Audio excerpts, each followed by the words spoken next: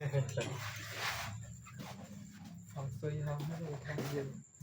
ấp không bị như không suy tí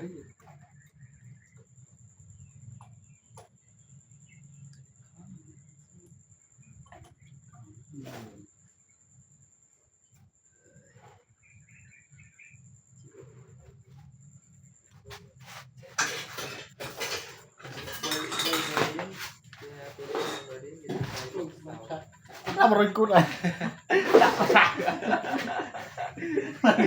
ông cakap ông kena kamera bay nơi đến bay cây bốc đó tranh chấp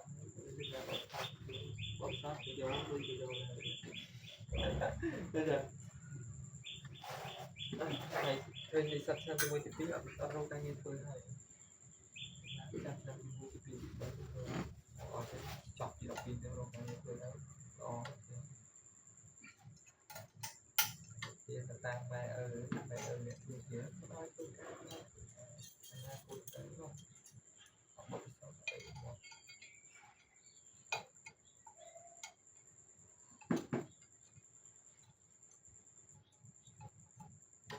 thì mình phải cái đấy chứ đâu phải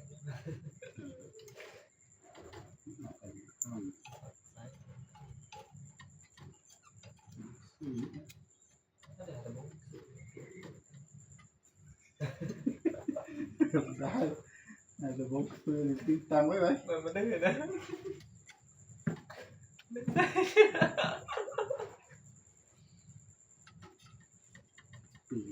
Kê vậy.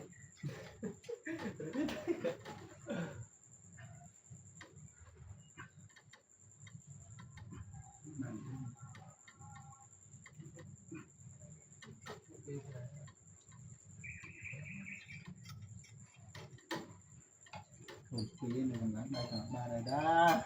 cho bạn tay dục như này vì bồn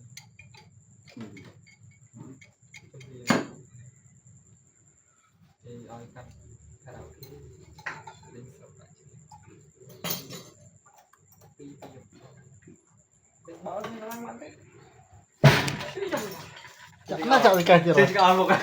rồi còn một Cột gì đấy. Mình cắt.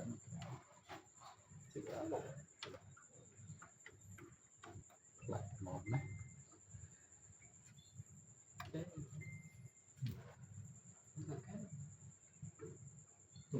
Tục băng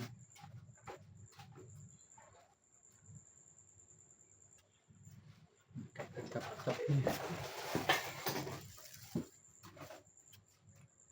ăn là tôm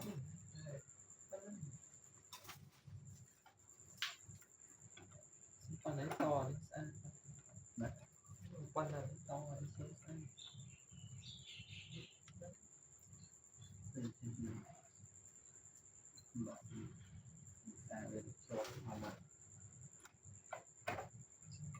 tôi đặt xong rồi.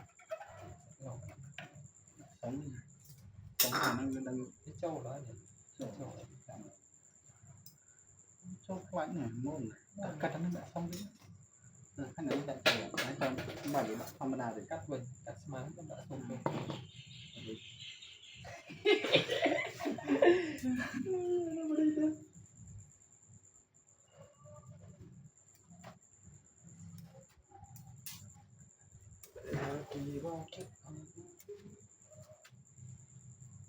đây là bây giờ tên nó sẽ là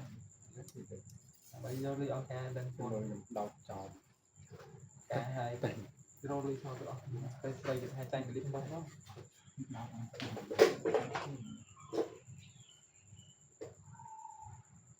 chọc xài luôn chọc thật mà xài đây là nó nói thôi mình có bạn đầu này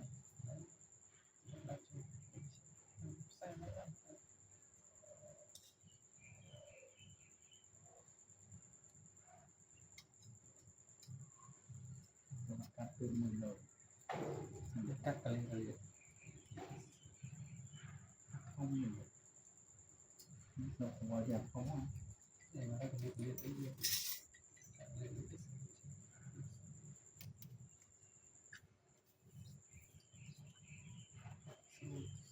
จะทำอะไรลืมครับ ดีเลยพวกไปจำอะไร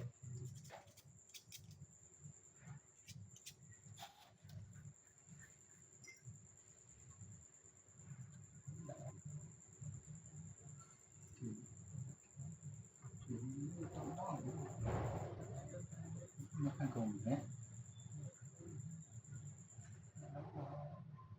เป็นเจ็บสัตว์นะ họ thì เจ็บ mới แบบแบบ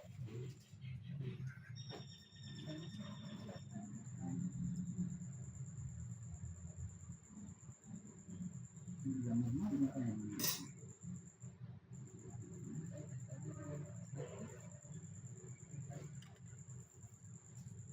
เจ็บหน่อย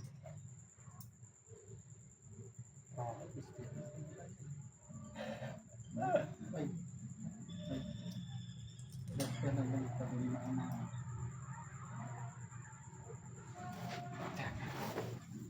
cái này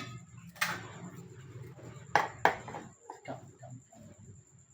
con cặp các bạn เก็บไปเลยเก็บ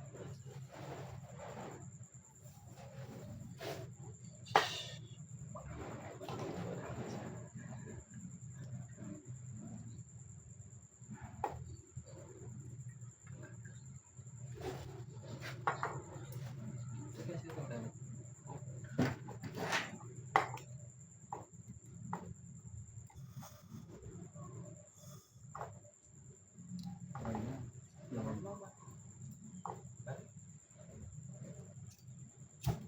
โชว์โชว์โชว์เป็นเช่น không bị trôi tỏ chậm โชว์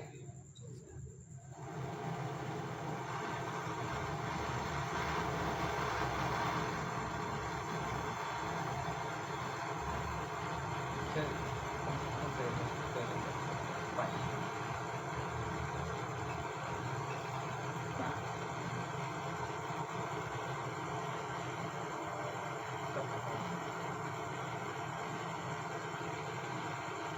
พร้อมกับสลับเปลี่ยนเลย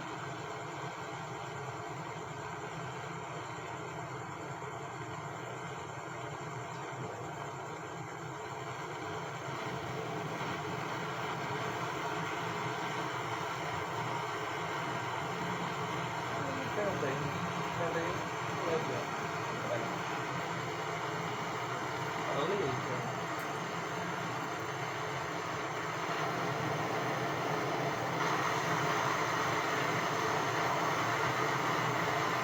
không phải xong tất cả thứ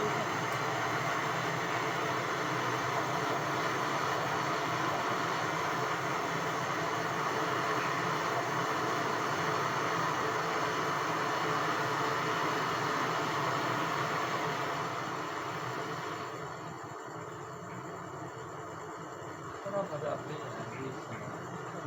không nên tình phải xong phê một người nhưng mà chắc là để ra những báo thức khác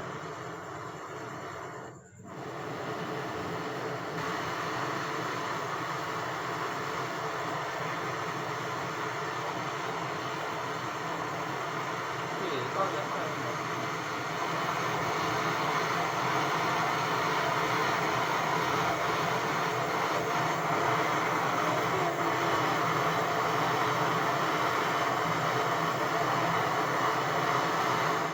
cách để theo về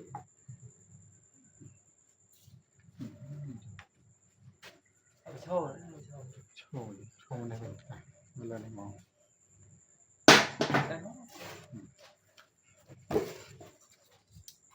thì đặt là vậy như đúng không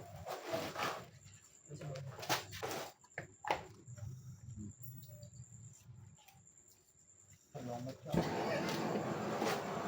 có lót xả là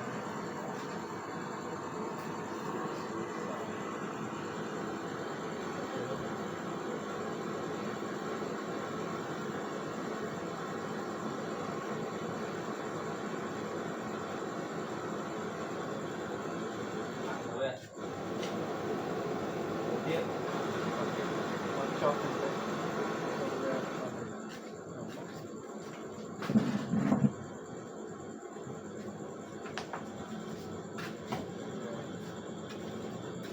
có hai rồi Ờ, đấy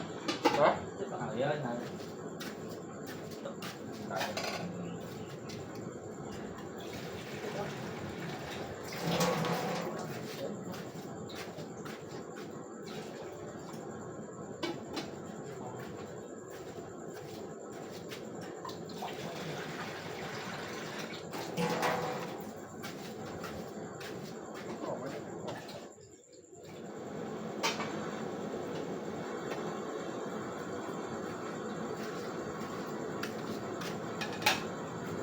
thấy cho thấy như cái này cho cái cho cam kết